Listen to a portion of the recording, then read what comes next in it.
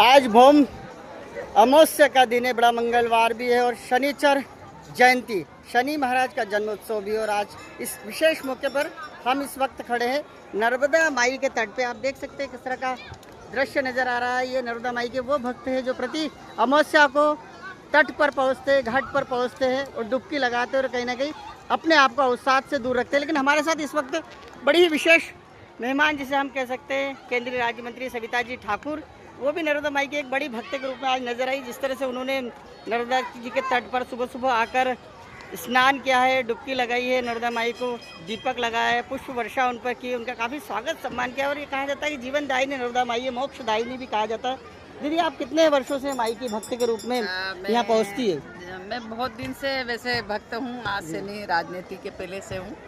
आज भी जब मैं नर्मदा माई के जब आती हूँ स्नान करने, तो हम लोग कभी भी साबुन से नहीं नहाते, कपड़े नहीं धोते, मतलब स्नान करके पानी में स्नान करके न वापस पूजा पाठ करके हमारा चले जाते हैं। और सभी से हम आग्रह भी करते हैं कि कोई भी ऐसा जल प्रदूषित हो, ऐसे कोई कचरे उसमें सामग्री ना छोड़े जल में, ताकि वो दूषित हो, लोगों को और भी आचमन करने में आए।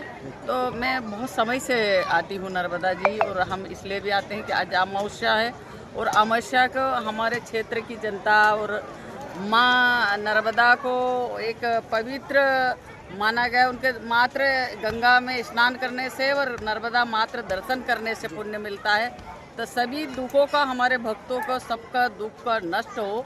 और आज शनि जयंती भी है। इस अवसर पर क्षेत्र के और बाहर के भी लोग माँ नर्मदा के खूब सारे लोग यहाँ दर्शन करने के लिए आते हैं, पूजा अर्चना करते हैं। और माँ नर्मदा जी, माँ उनकी मनोकामनाएं पूर्ण करती है और सबको आशीर्वाद प्रदान करती है। ये खलघाट घाट है, यहाँ पर सभी लोग अपनी भक्ति भाव से आते हैं, सभी यहाँ स्नान करके और सब अपने अपने स्थान को जाते हैं। बाकी यहाँ हमेशा चलते ही रहता है, हालांकि रोज़ भी यहाँ पर दर्शन यहाँ गांव के लोग आते ही हैं। तो इस प्रकार से हमें हर अमावस्या को जैसा समय मिलता है हम यहाँ पर आते हैं, स्नान करते हैं और सबसे मिलजुल के अपने घर को वापस। इस अवसर पर मैं यही कहना चाहूँगी कि हमारे देशवासियों को ये आज अमावस्या है, बड़ी अमावस्या मंगलवार की है और शनि जयंती भी है। तो सभी को, मेरे क्षेत्रवासी, पूरे देशवासियों के दुख हरे माँ, एक दुख दायिनी माँ होती है जो दुखों को हरने वाली माँ होती है। तो यही कामना करने के लिए हम आए हैं कि सभी को दुख हरे और हमारा देश खुशहाल रहे, समृद्धि की ओर अग्रसित हो। माननीय नरेंद्र मोदी जी का विकसित भारत का संकल्प है वो पूरा हो। माननीय डॉक्टर मोहन यादव जी भी हमारे हमेशा संस्कृति को बढ़ावा देने के लिए आज गंग जगल्ला अभियान शुरुआत की है। तो हर जगह हम सफाई अभियान भी करते हैं और ये बहुत अच्छे स्तर पे हम काम कर रहे हैं ताकि उनके जो संकल्प है वो पूरा हो इसी माध्यम से। और सभी जनता भी सबके साथ, माननीय नरेंद्र मोदी जी का सपना है सबका साथ सबका विकास, और सबके प्रयास के साथ हम आगे बढ़ते। क्या बात है, काफ़ी सुंदर बातें दीदी ने कही है, नर्मदा माई के तट पर कही, और इनकी काफ़ी अच्छी बातें हमको सुनने को मिली कि माँ के तट पर ये कुछ व्यवस्थाएं भी जुटाना चाहती थी। किस तरह की व्यवस्थाओं की बात हुई थी जब आप डुबकी लगा रही थी? मैं एक तो पहले, सबसे पहले जब मैं 2014 में सांसद बनी थी, तो यहाँ पर मैंने सबसे पहले जब शुरुआत सांसद निधि की तो मैंने नर्मदा घाट से की। यहाँ महिलाओं को नहाने का स्नान गृह बनाया, दूसरा यहाँ आने जाने के लिए एक ऐसा प्लेटफॉर्म बनवाया। और अब है कि यहाँ छाँव नहीं है तो एक छाँव टाइप हो जाए, वो मेरा संकल्प है कि ऐसा छाँव टाइप टीन सेट बन जाए। तो बढ़िया से यहाँ ये पूर्णिमा को आरती होती है, हम ये सोच रहे हैं कि अमावस को भी आरती हो। अभी हम सब बैठ के निर्णय करेंगे कि कब उसको शुरुआत करें। एक तरफ नर्मदा माई है दीदी, और दूसरी तरफ देखा जाता है कि देवी अहिल्याबाई होलकर जी का त्रिशताब्दी वर्ष जयंती वर्ष चल रहा है, 31 तारीख तक चलेगा और काफ़ी माहौल बना, सुशासन की बात हो रही, नारी सशक्तिकरण की बात हो रही। आप क्या कहना चाहेंगे इस नर्मदा माई के तट पर? माँ नर्मदा भी जो मैं प्रणाम करूंगी, उनकी 300 जयंती, हमने शाम को भी एक कार्यक्रम रखा अहिल्या जी का, और उस कार्यक्रम में हम सभी लोग थे, शामिल हुए। माँ अहिल्या जी ने माँ नर्मदा का बहुत उपासना की, शिव भक्त थी। उन्होंने शिव जगह जगह मंदिर बनवाए ताकि लोग भक्ति भाव से अपने दुखों को माँ पूजा करके उन दुखों को हरे। माँ हरती थी और वो उनको खुशहाली और समृद्धि। आज महेश्वर में महेश्वरी साड़ी पूरे देश में महिलाओं को उन्होंने आगे बढ़ाने के, विधवा महिलाएं जो कमज़ोर महिलाएं, युवतियां, उनको रोजगार देने का उस हथकरघा के माध्यम से वहाँ की महिलाओं को, कमज़ोर वर्ग को रोजगार देके उनको सशक्त किया। इन्होंने घाट बनवा के, जगह जगह बावड़ी कुएं बनवा के लोगों को पानी की व्यवस्था जुटाई।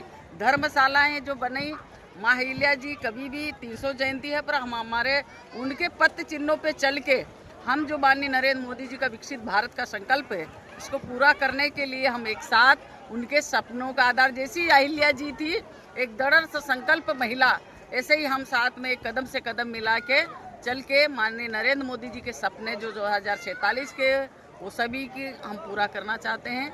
और सभी ऐसे जो महिलाओं के लिए उन्होंने काम किए हैं, हमारे यहाँ माननीय नरेंद्र मोदी जी मुद्रा बैंक योजना के माध्यम से, बचत समूह के माध्यम से, महिला सशक्तिकरण के माध्यम से हम इसको महिलाओं को सशक्त बना रहे हैं। आज अहिल्या जी एक, पहले अहिल्या बाई थी, बाद में अहिल्या माता हुई, अब देवी लोक माता अहिल्या जी हो गई है।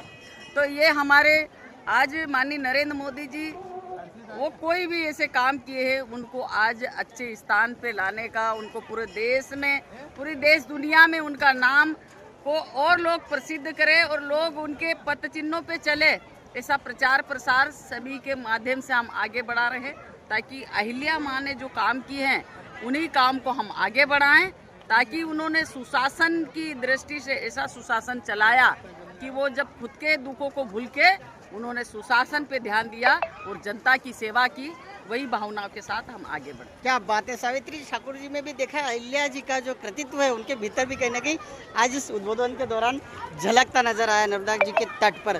सावित्री जी, आपका बहुत बहुत धन्यवाद। आपने बातचीत की, सोशल मीडिया प्लेटफॉर्म पे बातचीत की, आपने नर्मदा जी को लेकर बातचीत की, आपने इसी तरह से माँ अहिल्या को लेकर काफ़ी अपने दिल की बातें, जो है आपके दिल का जो उद्गार था वो व्यक्त किया है। आपका बहुत बहुत धन्यवाद। हमारे साथ खंडेलवाल समाज इंदौर के अध्यक्ष अशोक खंडेलवाल जी भी है, उनसे पूछना चाहेंगे किस तरह का आपके अनुभव होते हैं जब आप नर्मदा माई के हर रोज की तरह, हर अमावस्या की तरह इस अमावस्या पे मुले जी के साथ, और आज हमारी दीदी आदरणीय केंद्रीय मंत्री सावित्री ठाकुर जी भी यहाँ उपस्थित हुई, एक सौभाग्य इनका भी प्राप्त हुआ।